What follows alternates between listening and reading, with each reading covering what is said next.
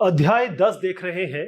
New empires and kingdoms, नए साम्राज्य और राज्य। हमने बात की थी हर्षवर्धन साहब की। मैंने बताया था कि हर्षवर्धन यहां पर नर्मदा के नीचे इस इलाके को जीतने का प्रयत्न करने के लिए आगे बढ़े, लेकिन चालुक्यों की जो राजा हैं उनका नाम है पुलकेशिन द्वितीय। पुलकेशिन द्वितीय, इन्होंने इन्हें रोका। तो ये पल्लव और चालुक्य क्या है, इनको मैं जरा बता दूं आपको। ये दो अलग अलग उस जमाने में एम्पायर थे, साम्राज्य थे। चालुक्य, ये देखिए इसकी परिधि बता रहा हूं, ये बाउंड्री है, यानी ये पूरा इलाका चालुक्यों का था। और उनका जो सेंटर पॉइंट था, जो सेंटर ऑफ गवर्नेंस था, या ये कहें कि जो कोर एरिया था, जिस जगह से उनका ये कहें कि गवर्नेंस चलता था, वो ये इलाका था। अब आ जाइए पल्लव पे। तो पल्लवास का कौन सा इलाका है, देखिएगा ये पीला, ये लाइन और ये पीली लाइन, इसके अंदर इलाका था। और यहां पर इनका कोर था, यानी सेंटर, जहां से गवर्नेंस चलती थी, जहां से शासन प्रशासन वो चलाते थे। चालुक्यों की राजधानी जो है वो एहोल है, यहीं पे है वो, इस जगह पे। और पल्लव की राजधानी थी कांचीपुरम, ये ध्यान रहेगा आपको। एक और चीज इसमें बताना चाहूंगा कि ये जो दोनों लाइनें हैं ये आपस में कितनी ओवरलैप कर रही हैं, एक दूसरे के ऊपर है ना। तो होता ये था कि चालुक्य पल्लवास पे, पल्लवास चालुक्यास पे, ये आपस में एक दूसरे पे आक्रमण किया करते थे, खास तौर पे एहोल और कांचीपुरम की तरफ। तो फिर से मैं आपको एक रिपीटेशन की तरफ बता देता हूं कि जो पल्लव और चालुक्य, ये बहुत बड़े एक राजवंश थे उस जमाने में जिसकी हम बात कर रहे हैं। लेकिन ये साउथ इंडिया की मैं बात कर रहा हूं, ये साउथ इंडिया की बात मैं कर रहा हूं। तो ये कांचीपुरम पल्लव की राजधानी यहां पर। और जो कांचीपुरम थी वो कहाँ, वो उसका रीजन कहाँ था, वो उसका रीजन था कांचीपुरम से लेकर आपका कावेरी डेल्टा, यहाँ पर कावेरी नदी है, यहाँ कृष्णा है, कावेरी है, तो उस नदी तक था। और अगर हम चालुक्यों की बात करें तो चालुक्य कहाँ से कहाँ तक था, चालुक्य था रायचूर दोआब। बताता हूं मैं अभी आपको क्या है ये दोआब का मतलब होता है जहां पर दो नदियां मिलती है। दो आब, दो आब जैसे पंजाब नहीं है, ये आब जो मिला है ना, ये इसलिए मिला है कि 5 नदियां यहां मिलती है, इस तरीके से बनाया गया है। तो दो आब, अब दो आब है, यानी रायचूर दो आब, यहीं पे का इलाका मैं आपसे बात कर रहा हूं कि भाई हम ये दो आब कौन से हुए इन चालुक्यों के। यहाँ की तो बात हो गई कि कांचीपुरम और कावेरी डेल्टा, आप चालुक्यों पे आ जाए। तो यहाँ पर जो दो आब थे, जहां पर दो नदियां मिलती हैं, वो नदियां हैं कृष्णा और तुंगभद्रा। ध्यान रहेगा, कृष्णा और तुंगभद्रा, कृष्णा और तुंगभद्रा, ये इनके इलाके हो गए। जैसे मैंने बताया था ऐहोल, ये राजधानी किसकी है, चालुक्यास की। ये बहुत बहुत इंपॉर्टेंट ट्रेडिंग सेंटर था। इसका मतलब ये है कि ये बहुत बड़ा व्यापारिक केंद्र था, बहुत ज्यादा ट्रेड होता था इस जगह पे। इसीलिए आप देखते हैं कि ये यहाँ पर बहुत सारे रिलीजियस सेंटर्स हैं, जो आप यहाँ पर भी देखिएगा। ये सब जो चित्र हैं, ये आपको मैंने चालुक्य और पल्लवास की बताने की कोशिश की है। लेकिन मेन चीज ये थी, मंदिर थे, सब कुछ था, आपस में ये इधर और ये इधर, ये आक्रमण करते ही रहते थे। और खासतौर पे उन जगह आक्रमण करते थे जो टाउन्स, जो शहर पैसे वाले थे, यानी कि प्रॉस्परस टाउन थे। तो जैसे मैंने बताया कि चालुक्य, ये जो चालुक्य है, इनके सुप्रसिद्ध रूलर शासक रहे पुलकेशिन द्वितीय। जैसे मैंने बताया था कि इन्होंने ही रोका था इनको, हर्षवर्धन को। ओके, तो इनके बारे में हमें कहां से पता चलता है, पुलकेशिन द्वितीय के बारे में? इनके बारे में हमें पता चलता है रवि कीर्ति, ये नाम ध्यान रखिएगा, रवि कीर्ति। ये जो रवि कीर्ति है, ये पुलकेशिन द्वितीय के कोर्ट में, यानी कि उनके राज दरबार में ये पोएट थे। क्या थे? पोएट, कवि थे। तो इन्होंने हमें सारी चीज बताई है, कौन सी जनरेशन है, क्या है। और पुलकेशिन द्वितीय को जो इनकी किंगडम, साम्राज्य जो मिला था, मैं बात कर रहा हूं चालुक्यों की, ध्यान रखिएगा, इस जगह की बात कर रहा हूं। तो इनको मिला था इनके अंकल से, चाचा से। अब रवि कीर्ति साहब और भी सारी चीजें बताते हैं। इसमें यह बताते हैं कि हर्ष, हर्ष का मतलब होता है हैप्पीनेस, खुशी, हैप्पीनेस, इसका मतलब होता है हैप्पीनेस। तो हुआ ये कि हर्ष जो जब यहां आए और पुलकेशिन द्वितीय ने इनको हरा दिया, तो ये बेचारे जो हर्ष है, खुशी, उनकी उतनी खुशी नहीं रही। थोड़ा सा मजाहिया या मजाकिया अंदाज में इन्होंने बोला, अब पुलकेशिन ने क्या किया, पुलकेशिन जो द्वितीय है, इन्होंने पल्लवास पे भी अटैक किया। बेचारे पल्लवास जो है कांचीपुरम में एक दीवार है बहुत बड़ी, उसके पीछे इनको अपनी जान बचानी पड़ी पल्लवास को। लेकिन अब इसमें एक चीज आती है जो मैंने आपसे पहले डिस्कस किया, चालुक्य पल्लवा पे, पल्लवा चालुक्य पे, ये आपस में आक्रमण करते रहते हैं। तो जब आपस में दो भाई आपस में जब लड़ते रहते हैं तो वो परिवार वीक हो जाता है। इसी तरीके से चालुक्य और पल्लवास आगे चल के ये वीक हो गए, या ये कहें कि ये धीरे धीरे लड़ते लड़ते ये एक खात्मे की तरफ चले गए। और फिर जो इनको जिन्होंने रिप्लेस किया उनका नाम है राष्ट्रकूटा और चोल। राष्ट्रकूट और चोल, इन्होंने इनको सुपरसीड किया, या कहे कि ये फिर आगे यहां के रूलर्स बने। क्लियर हो गया? चलिए, अब एक सवाल आता है कि इतनी बड़ी बड़ी किंगडम्स थी, इतना बड़ा बड़ा इलाका है, इनको ये एडमिनिस्टर कैसे किया करते थे, यानी इनका प्रशासन कैसे होता था? तो सबसे जरूरी चीज है, आप देखिए, जर जोरू जमीन, यानी पैसा मनी, जोरू मतलब वाइफ या गर्लफ्रेंड या महिला, और जमीन मतलब लैंड। तो सब चीजें जो होती हैं वो इन्हीं तीनों के कारण, सारे विश्व में जितनी लड़ाइयां हैं, जितने झगड़े हैं, वो इन्हीं के कारण होती है। तो यहां पर बात मैं कर रहा हूं लैंड की। लैंड रेवेन्यू, पैसे का रेवेन्यू सबसे इंपॉर्टेंट था। ये जितने भी रूलर्स रहे, इनको जो लैंड से रेवेन्यू मिलता था, यानी जो कर मिलता था, लैंड रेवेन्यू, भूमि कर रेवेन्यू, ये जो था ये सबसे इंपॉर्टेंट इनका सोर्स था पैसे का। और जैसे हमारे यहाँ, आप अगर आज की बात करें तो ब्लॉक लेवल पे सरकार होती है, यानी यहाँ पर एक आपका ब्लॉक पे एक पार्षद होगा, कॉर्पोरेटर हम जिसे कहते हैं। तो इस लेवल तक हमारी गवर्नेंस चलती है। लेकिन उस जमाने में जो विलेज था, वो मतलब गांव सबसे बेसिक यूनिट थी एडमिनिस्ट्रेशन की, प्रशासन की।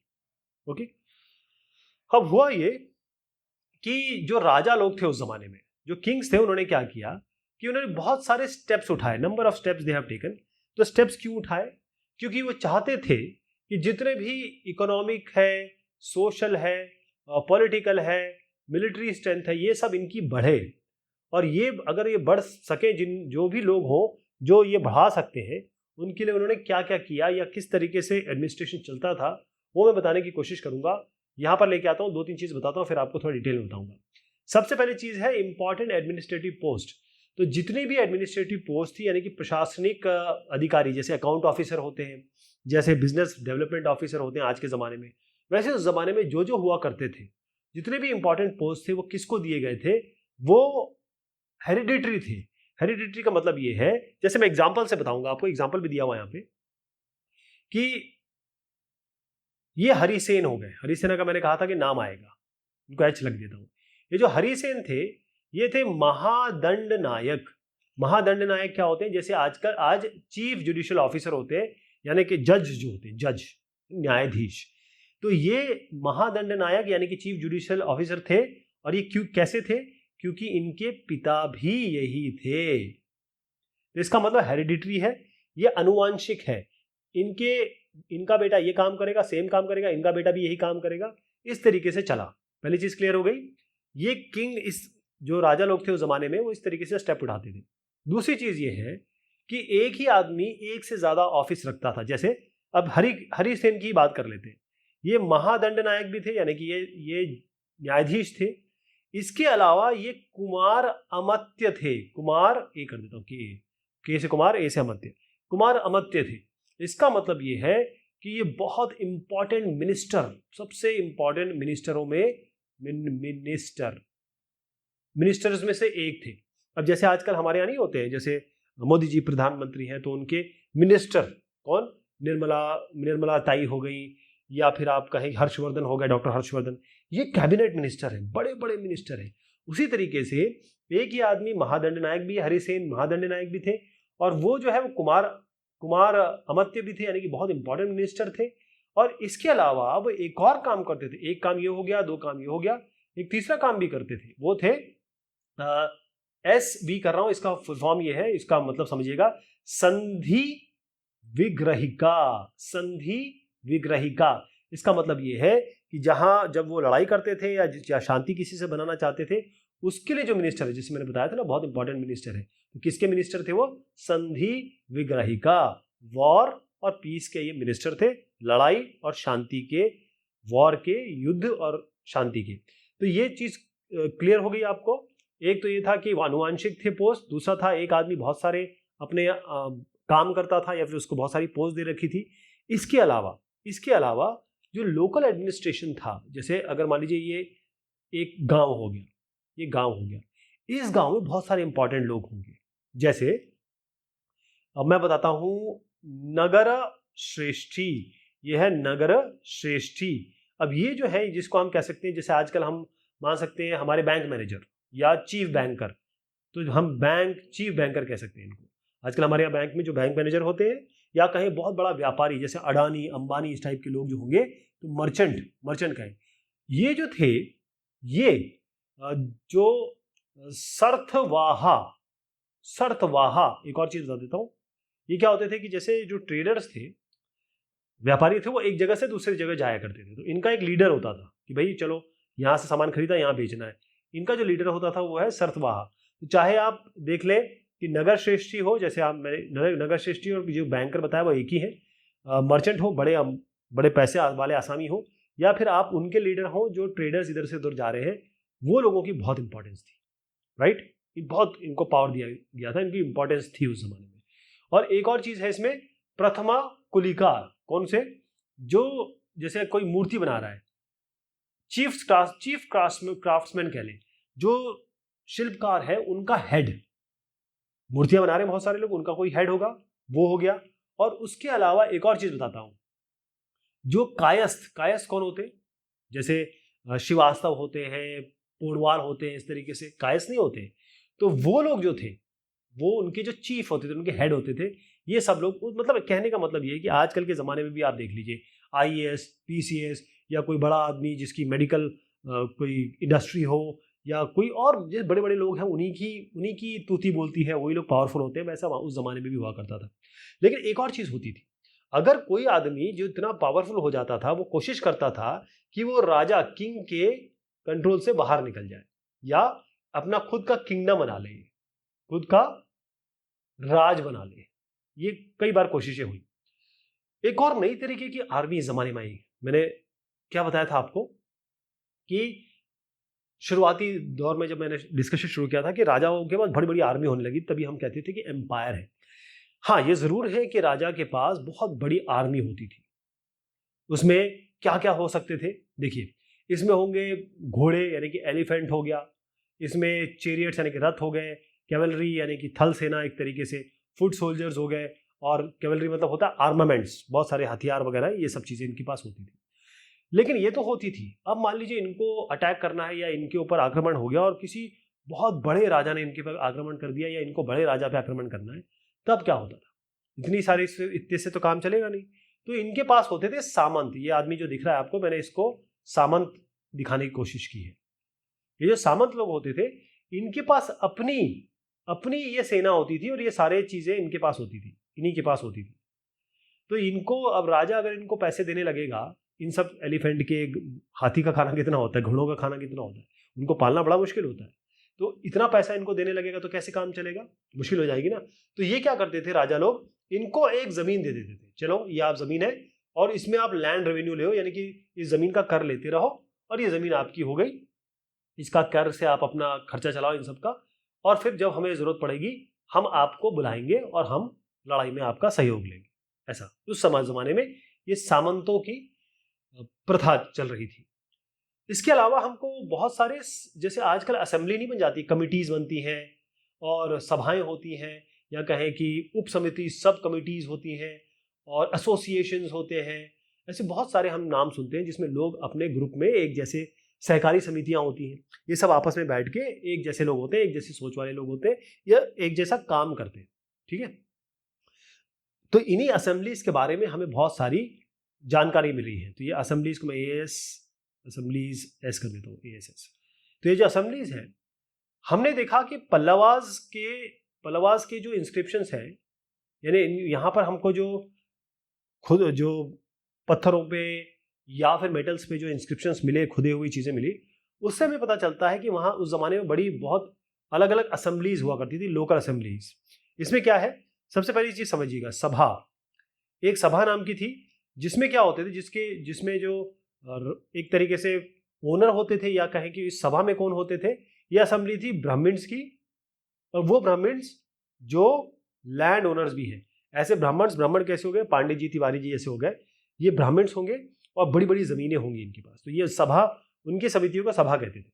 और ये लोग क्या करते थे, इनकी सब कमिटीज़ होती थी। और ये जो सब कमिटीज़ हैं, ये सब कमिटीज़ क्या क्या करती थी, बहुत सारे काम, जैसे इरिगेशन, सिंचाई का काम करते थे, खेती बाड़ी का जो काम हो रहा है, एग्रीकल्चर वाला काम हो गया। उसके बाद ये रोड बनाने का काम करते थे, रोड्स का काम करते थे, जैसे टेम्पल्स होंगे, लोकल टेम्पल्स, इनके लिए काम करते थे। तो ये सारे काम इनकी उपसमितियाँ करती थी। इसके अलावा हमें एक और नाम मिला है उर। ये भी एक समिति थी, जहाँ पर ये बड़े बड़े ब्राह्मण लैंड ओनर्स नहीं हुआ करते थे, वहाँ पर उर नाम की समिति होती थी। यानी वो लैंड ओनर्स, मतलब ज़मीन तो है ही उनके पास, लेकिन वो ब्राह्मण्स नहीं है। ज़मीन है, भूस्वामी है ज़मीन, लेकिन वो ब्राह्मण्स नहीं है, तो उर कहा जाता था उनको। इसके अलावा एक और हमें समिति का नाम पता चला है, वो है नगरम। ये जो नगरम आप देख रहे हैं, ये किसकी थी, मर्चेंट्स की। मर्चेंट मतलब होता है ट्रेडर्स, जो खरीद फरोख्त करते हैं, जिससे वो तो प्रॉफिट कमाते हैं। ये सब मैंने चित्र दिखाने की कोशिश की उस जमाने की, कैसे समितियां हुआ करती थी। अब जो नॉर्मल लोग थे वो क्या करते थे, अब नॉर्मल लोगों के बारे में भी बहुत सारे कथाएं हैं, बहुत प्लेज हैं, नाटक करते थे। और ये जो कहानियां हैं ना, ये खास तौर पे जैसे बड़े बड़े जो जमाने में जो लेखक रहे, जैसे मैं एग्जांपल दूं, कालिदास, इन्होंने बहुत, क्योंकि ये किंग राजा के दरबार में थे, तो इन्होंने बहुत सारी चीज़ बताने की कोशिश की। और एक बड़ी अच्छी फीचर इनका बताऊंगा कि इन्होंने जो चीज़ लिखी उसमें देखिए कि जो ब्राह्मण्स थे वो तो संस्कृत बोल रहे थे, उसी उसी प्ले में, उसी नाटक में जो इन्होंने लिखा, ब्राह्मण्स तो संस्कृत बोल रहे थे, और जो बाकी लोग थे, जैसे जो नॉर्मल ऑर्डिनरी लोग जो थे, वो प्राकृत बोल रहे थे, यानी कि वहाँ की लोकल भाषा बोल रहे थे। लेकिन इनका एक बड़ी ज़बरदस्त चीज़ इन्होंने लिखी जो आज भी प्रसिद्ध है, वो है अभिज्ञान शकुंतलम। अभिज्ञान शकुंतलम, इसमें क्या है, मैं आपको पूरी स्टोरी बताऊंगा। इसमें क्या है कि राजा दुष्यंत हुए, राजा दुष्यंत, और इनके साथ एक महिला थी शकुंतला। शकुंतला, इनके बीच में प्रेम संबंध दिखाए गए, दिल बनाने की कोशिश की है मैंने, तो इनके बीच में एक प्रेम संबंध बताए गए, और उसमें कई सी चीजें होती है। जैसे एक मछुआरे की कहानी, मैं ये मछुआरे की कहानी आपको बताता हूँ, हुआ क्या था।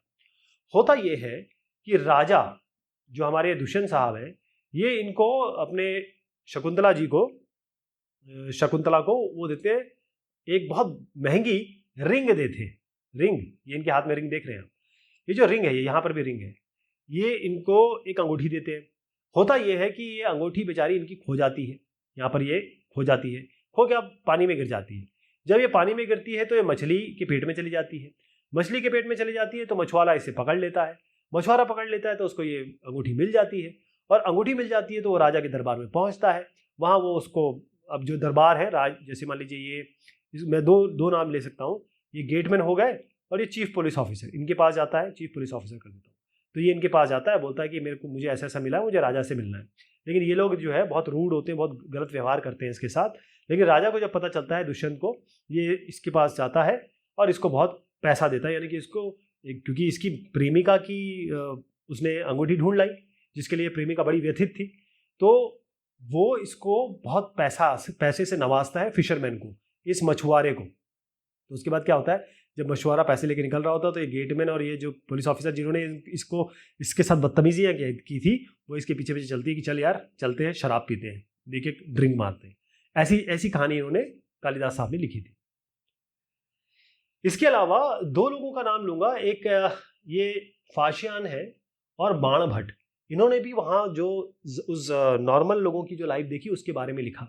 तो फाशियान ने एक बहुत इंपॉर्टेंट बात की थी, वो मैं आपको बता देता हूँ। उन्होंने देखा था अछूतों के बारे में, अनटचेबल्स के बारे में, यूटी कर देता हूँ इनको। तो अनटचेबल्स का क्या हाल था, ये जो बेचारे अनटचेबल्स थे, इनकी बहुत बुरी हालत थी। ये हमेशा, जैसे ये मेन रहने का इलाका है, ये बेचारे यहाँ रहते थे, हमेशा इनको बाहर रखा जाता था, और अगर ये अंदर आते थे तो ये कुछ घंटी या कुछ ना कुछ अपने हाथ में रखते थे, इसको बजाते थे कि मान लीजिए कोई ब्राह्मण जा रहा है या कोई बड़ी जाति का जा रहा है, उसको ये घंटी सुनाई देती थी तो वो अपना रास्ता बदल देता था या फिर इसको रुकना पड़ता था, कहीं ये इसको छू ना जाए और ये अपवित्र ना हो जाए। इस तरीके की बात किसी और ने नहीं बताई, फाशियान ने बताई, जो कि चाइना से आए हुए थे। बाण भट्ट ने भी बहुत सारी चीज़ बताई है कि जब जब राजा की आर्मी आती थी तो बड़ी बहुत आडंबर से आती थी, और उसके बाद यहाँ पर लोग बड़ा मतलब खुश होने का या खुशी का इजहार करते थे या नाटक करते, जो भी उन्होंने बताया। उसके बाद जब राजा की वो निकलती थी, जब चली जाती थी, तो देखते थे कि जो हाथी है, घोड़ों ने, उन्होंने बेचारों का कितना नुकसान कर दिया, जो गरीब लोगों का। ये सब बाण भट्टा ने बताया कि आखिर में जब राजा निकल जाता था तो केवल धूल बाकी रह जाती थी। अच्छा, इस ज़माने में एक ऐसी चीज़ हुई, मैं आपको इसके बारे में अलग से चर्चा करूँगा। मैं आपको पूरा एक 2-4 मिनट का एक इसके ऊपर एक बहुत अच्छी चीज़ बताने वाला हूँ। लेकिन क्योंकि चैप्टर को कंप्लीट करना है, तो यहाँ पर हुआ ये कि अरेबिया की बात करता हूँ, यानी कि हम अरब्स के बारे में बात कर लें, है ना। जैसे सऊदी अरब हो गया, वहाँ पर आप देखिएगा सऊदी अरब के पास यूएई है, बहरीन, कतर, ये सब जो इलाके हैं, राइट। अब यहाँ पर क्या हुआ कि एक नया धर्म 1400 साल पहले एक नया धर्म आया, जिसको पैगंबर मोहम्मद साहब, बहुत ही रिस्पेक्टेड है, मुसलमानों के बहुत ज़्यादा रिस्पेक्टेड है। तो प्रॉफिट मोहम्मद साहब ने एक नए धर्म की शुरुआत की, जिसको कहते हैं इस्लाम। इस्लाम बहुत ही पाक, बहुत ही क्लीन, बहुत ही बढ़िया रिलीजन है। मानिए आप मेरी बात, सारे रिलीजन अच्छे होते हैं, ये भी बहुत बेहतरीन रिलीजन है। तो इसमें क्या हुआ, इन्होंने कहा कि सब बराबर हैं, सब एक जैसे हैं, और जो सर्वोपरि है वो है अल्लाह। अल्लाह वो सुप्रीम गॉड है, वो हमारे लीडर है, यानी वो हमारे भगवान है। तो उन्होंने बहुत सारी ऐसी चीज़ बात की जो वाकई में लोगों को पसंद आई। क्योंकि होता क्या था, जैसे हिंदुस्तान में कई लोगों ने जो ये धर्म अपनाया, वो देखते थे कि यहाँ पर वर्ण व्यवस्था है सनातन में, है ना। उन्होंने, कई लोगों ने ये धर्म अपना लिया, या फिर भाई कई चीज़ें इनकी पसंद आई। और आज भी देखिएगा पूरे विश्व में 2.3 से 2.4 बिलियन क्रिश्चियंस हैं, उसके बाद सेकंड नंबर पे यही धर्म है, 1.7 बिलियन लोग मुसलमान हैं। ओके, फिर ये बहुत जगह आगे बढ़ गया, अफ्रीका, स्पेन, ईरान, इंडिया, बहुत जगह यहाँ पर गया।